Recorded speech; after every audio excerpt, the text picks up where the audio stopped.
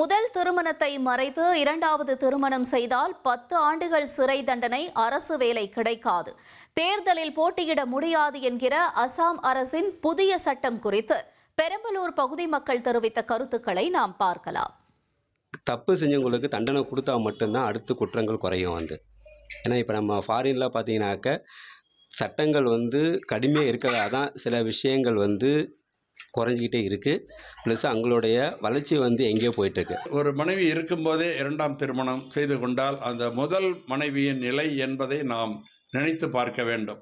இவருடைய வேலைவாய்ப்பு இவருடையது நினைக்கும் போது அந்த முதல் மனைவியின் நிலை என்ன, அவருடைய வாழ்வாதாரம் என்ன ஆகும், அவர் குடும்பத்தை எப்படி காப்பாற்றுவார் என்பதையெல்லாம் சிந்தித்து பார்க்க வேண்டும்.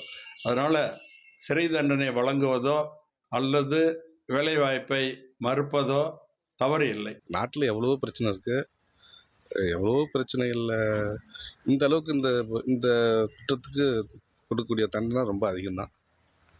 மற்றபடி இன்னொன்று சொல்லணும்னா, முதல் திருமணம் ஊரறிய செஞ்சிடுறாங்க, ரெண்டாவது திருமணத்தை அவன் இல்லீகலாக தான் செய்வான்.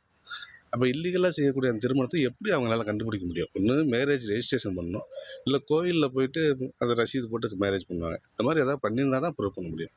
இந்த மாதிரி எதுவும் பண்ணாமல் இல்லீகலாக பண்ணுறதை ப்ரூவ் பண்ண முடியாது. அதுக்கு அரசாங்கம் என்ன நடவடிக்கை எடுக்கும்? இந்த சட்டம் நாடு முழுவதும் வந்துச்சு அப்படின்னா மிகவும் சிறப்பாக இருக்கும், மிகவும் நன்றாக இருக்கும். இது அனைவரும் அனைத்து மாநிலங்களும் ஒன்றுபட்டு செயல்படுவது என்னோட கருத்தாக நான் கருதுகிறேன்.